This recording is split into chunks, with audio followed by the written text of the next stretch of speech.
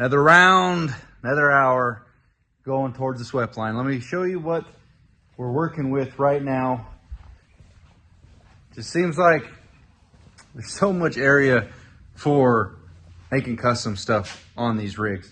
So let me show you what the idea we got working with right here, and I'll show you how I'm doing it. And we're learning as we go. That's plain and simple. SWEPTLINE is the biggest project I've done by far, and I've done a lot of projects, all paint, or mostly, I don't know, quite a few paint. Anyway, let's get to the custom. Let me show you what we got going in here. Now, if you've never seen a SWEPTLINE in person, what they got going on is a step inside the cab. Makes it kind of difficult for doing upholstery work in here because there's nothing got going on here. One of my SWEPTLINEs, well, I only got one crew cab one, but the one that I actually had that had stuff in it, this little lip right here on the side, it wasn't carpet, it was just some freaking, basically mud flap or something stuck underneath there. But it was stuck underneath this lip, which that lip's all welded up now anyway, so that ain't an option. So I went back and forth on what to do because there's a right angle there. This one's got a slow bend here.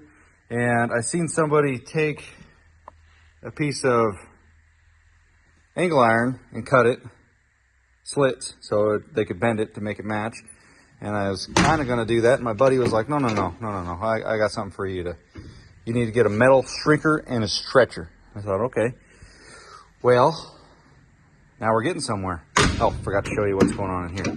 The front one's even more artistic because you can see this lip that was right here. But I put new floor in here, beat that down, welded that up right here. So that ain't a thing. I think this is actually new right here, this lip that I put on there.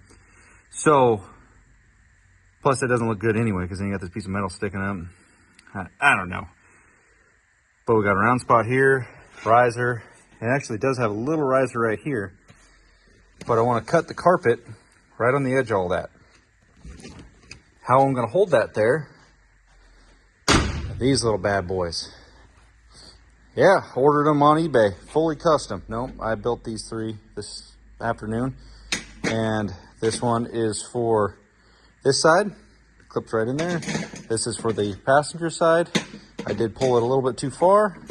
And this one is for that back door. I need to add a piece in the corner. Not a big deal, but let's go ahead and build the last one together. Okay. So this is what we're doing right here. I'll get this cord a little bit longer. Tries to take out everything on the bench and the camera. You guys notice those pieces down there on the end kind of shaped like a SWEPTLINE? This is the piece of steel, or the piece of sheet metal that I used for extending the bed on the truck. So there's quite a bit of stuff came out of this. Realistically, a 4x10 sheet of this, you get a lot out of it on as far as projects. And I think it's 20 gauge, if I'm not mistaken. I don't see why I would have got any thinner or thicker, given that it was going to be for extending that bed. But I got this little snipper you saw it the other day when I did the aluminum diamond plate for the back bumper. So I actually bought it for this. I do have a plasma cutter, and I mean, it just takes time to set it up, and you got to wear goggles, air compressor needs fired up. But this little tin snip, you get a little bit of waste, but it's pretty sweet. Watch this.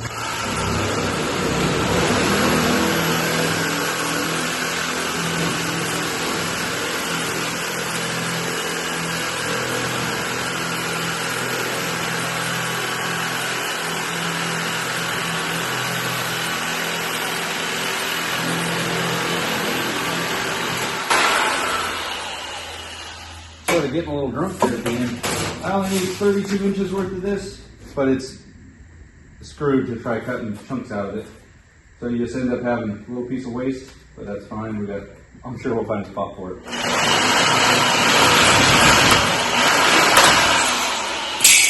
So that goes down there. This is a 32 inch long, 2 inch strip, 20 gauge steel. I believe it's 20 gauge. It's 20 gauge plus or minus 2 gauges. So we'll take it over the brake and show you the next project. This brake is good for 14 gauge. And I broke full 4 feet of 14 gauge. It is very unpleasant. I have to put a tie down to hold the jaws down. It's got two big old weights that go up there, but this stuff, piece of pie. So it's kind of funny, when I was looking for tooling on Amazon and such, there was this kind of steel there, 20 gauge, 22, whatever, 1x1 angle iron for doing what we're about to do. But it worked out to be about 10 bucks for that piece right there. I already got that whole street. There's probably like $1,000 worth of these on that one sheet. So now we come over to the other side. So got a big mess over there that I need to clean up, but I haven't done that because I haven't been in the shop, honestly, in a couple of days. This is for the back passenger side. Now this is kind of sucks because you don't want to hit nothing, you know? So you gotta be very, very careful. Then we're gonna set it in here and just get an idea where we're gonna start with our stretching. And then up there, that's probably gonna need to be cut. Sharpies are kind of a pain in the butt, I swear. But it's like the most readily available rig that works on almost everything, but these are a pain in the butt. So we'll go back over here. Okay, so I got a shrinker and a stretcher. This is the shrinker. We're gonna start with the stretcher. I think my $200 worth of these, 170 bucks from Amazon. Testing them. What I did to mount them up, be quick and easy, is I just got some long shank bolts that thread into the bottom and just have them sticking out just low enough so they get underneath the jaws of the vise. Get out of the way, thing. And that way you don't have to have something set up every time. So you put them in there and you just give her a little and it starts to spread it. You can go too far and it will tear the steel. You can, I think, once you get a couple into it, you can kind of, I'm assuming you're getting a little bit of heat in it, so it starts to get a little easier. Plus, it's obviously getting thinner. But where's that? I tried to do aluminum. It just tore it right off the bat. But this was a piece I did the other day. So I'm going to go ahead and buzz through this real quick, and then we'll come back and show you installing it.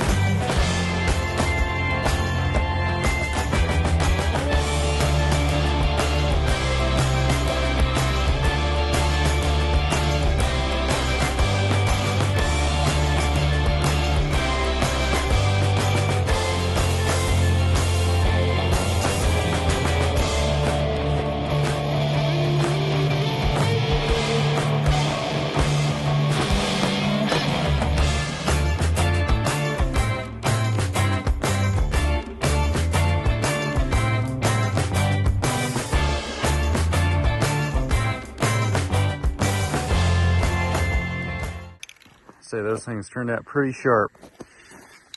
Let those things cure for a while. About as thick as you could possibly go on there. Check out the paint booth, eh? She's looking nice. Well, I was so excited when I finally got these bad boys all done and painted. I forgot to film installing them, but it went in perfect. About as good of a product as I ever could have hoped for, especially for being my first time ever building something like this.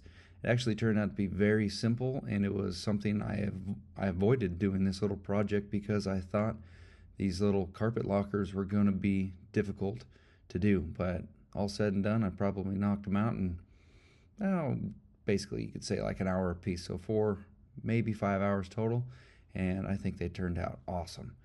Carpet's doing its thing. Oh, don't look too close right there. It looks like my heavy-duty paint job might have developed a run, or that's just a reflection on the rattle can shine. But let's move on to another must-needed part of this project. We need air cleaner. List of stuff we need to check off. We're getting closer, but we're finding more stuff as we go that needs to be addressed. Turns out my turn signal switch needed to be addressed. Come here, box. All right, you go down there for now. So, Amazon, the new one of these. Turn signal switch, your brake lights and everything actually go through this. So, because technically, your turn signals are your brake lights, definitely on these trucks, but this is the one that we're really after. Something I've been avoiding because I didn't have a plan for it. Ooh, hopefully it's a size that I won't judge, and hopefully you guys won't judge. So let's see. Intake for the truck. Oh, it's kind of tiny. Dang. Oh well. We need something on it so we can drive it. This is not a race truck. It's not going to see 60, 80 pounds of boost. Although this filter probably will get collapsed. But we needed an intake pipe to lift it up off a little bit. It's only like, I want to say it's like 40 bucks for this little guy right here. 4-inch, 45 degree. And then I bought the can-in. Little guy, apparently. Oh, you guys can't see it. Smaller than I'd like, but we need to get something so we can at least drive the truck. And I'm more than likely going to have to put a little B-roll right here. So let's go ahead and open this. Come on. Hulk strength. You got to call it out to turn it on to get the Hulk strength. Oh, it's got the little right there, so that'll make up all the difference. It's nice. It comes with a clamp. I'll have to go down to the boneyard to get some parts to harvest for this to work. I don't think we'll bead roll that side because that ain't gonna fit. Sweet. Okay. Let's see how this is gonna look on the truck. I wish this was slightly bigger, but figure it out. SWEPTLINE. Super hood. We are going to have to trim that back quite a bit to get that to fit.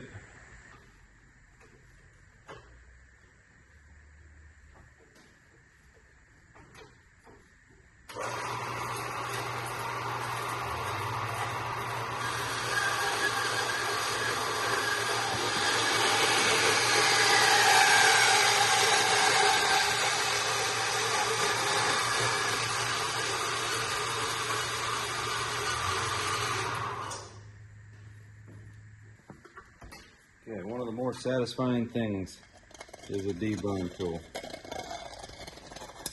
You ever watched Curtis Cutting Edge Engineering? It's satisfying watching his stuff, but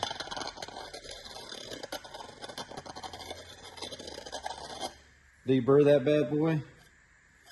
Too bad we couldn't do it on the outside. But it's super satisfying.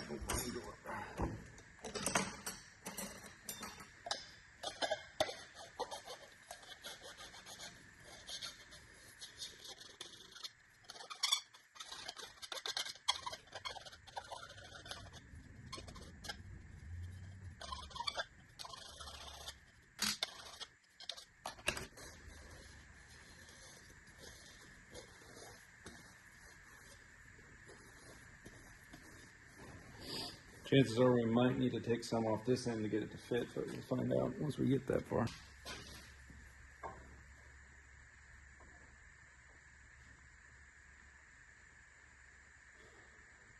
Like that, and then have a piece over here, so that would be there. But that's, my fake grade ain't that far today. So, looks like we need to make a mark.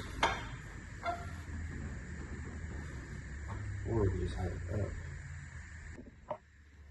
Okay, mini filter going in.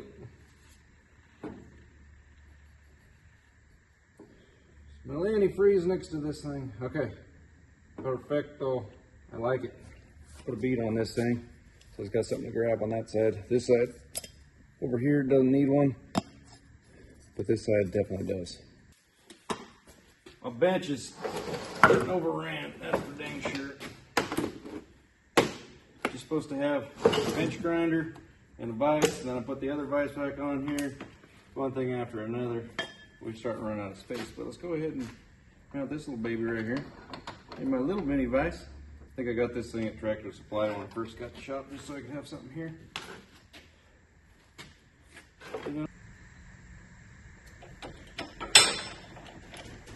Sure.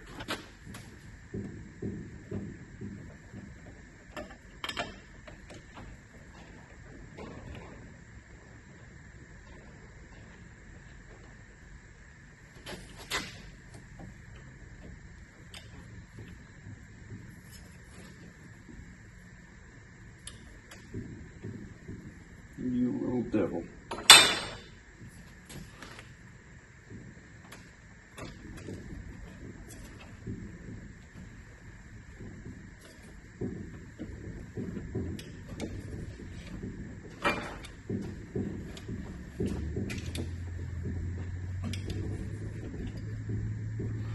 Stay planted, you.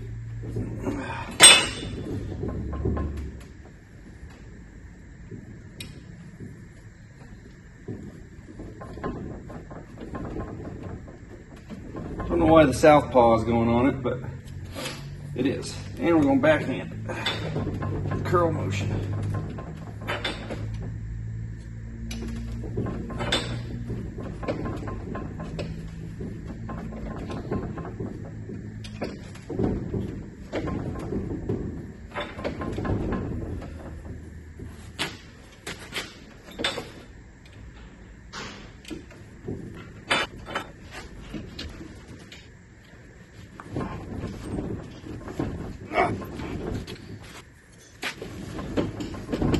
Whew.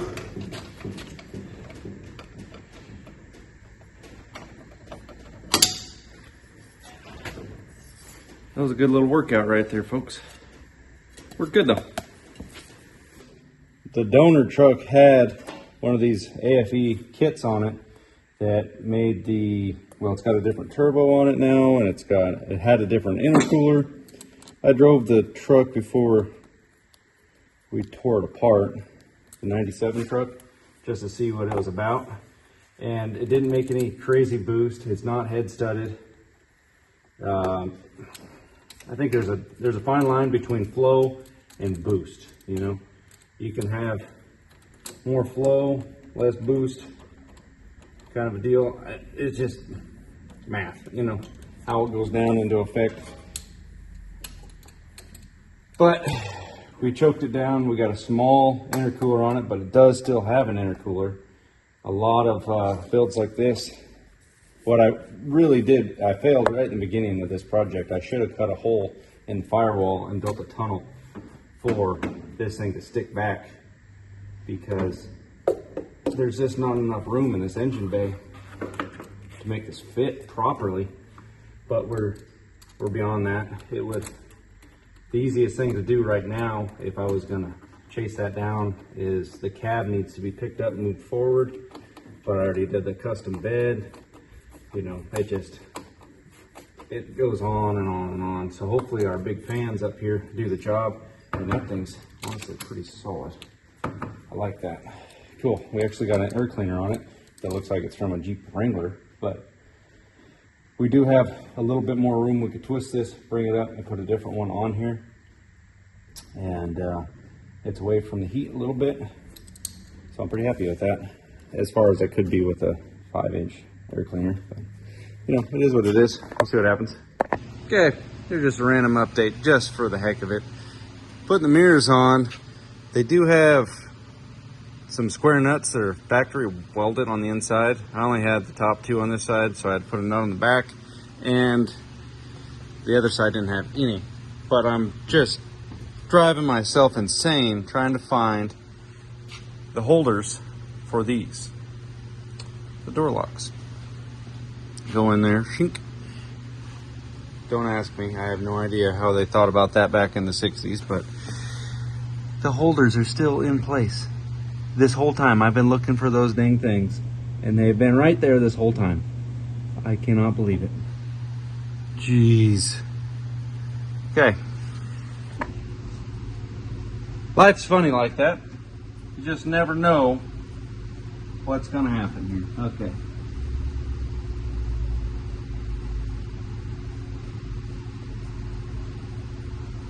You know something even funnier? There's no locking mechanism in this one. Okay. Okay. Hello?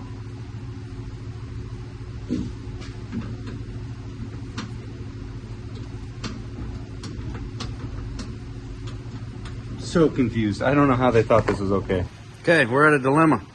This is the piece that should be in that door, except for backwards, because this is for the passenger side.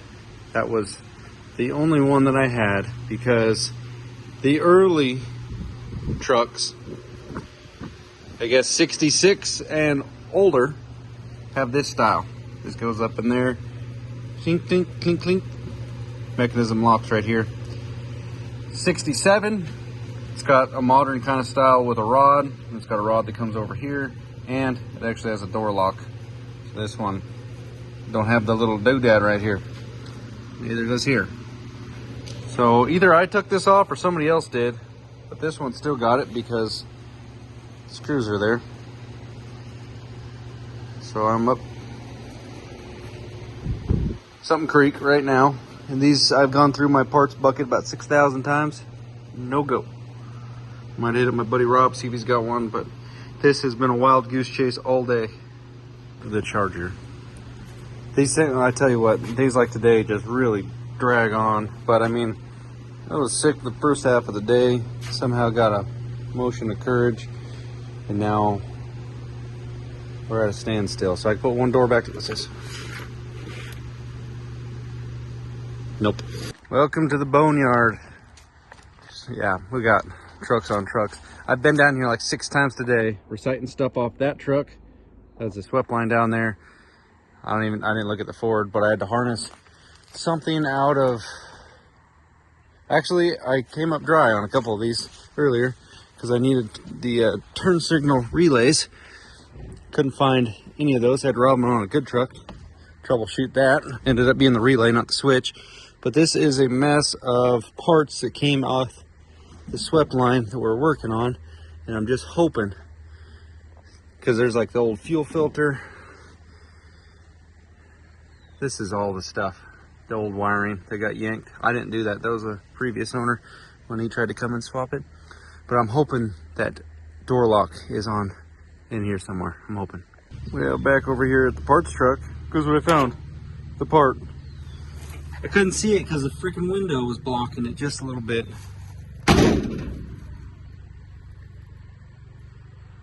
Might need to be cleaned up, but it's functional. Well, guys, we are running out of time to get this done for a certain project you guys will see in the future, but we still made progress on the truck. We got all the door cards installed, both mirrors on each door, door locks, and even got the rear view mirror hung inside the cab. And I'm pretty happy with a couple items on this truck. The carpet locks on the floor, somehow those worked out absolutely great, and one of the easier things that I've been avoiding to do turned out to be easy, not difficult. A couple things left to do. We got to get the gauge cluster hung, air conditioner plumbed in, you know, just one thing after another. Might be nice to have a center seat, but that's all we have for this video. In the next one, I'm happy to say you will get to see this truck for the first time in 2 years drive itself out of the shop in color.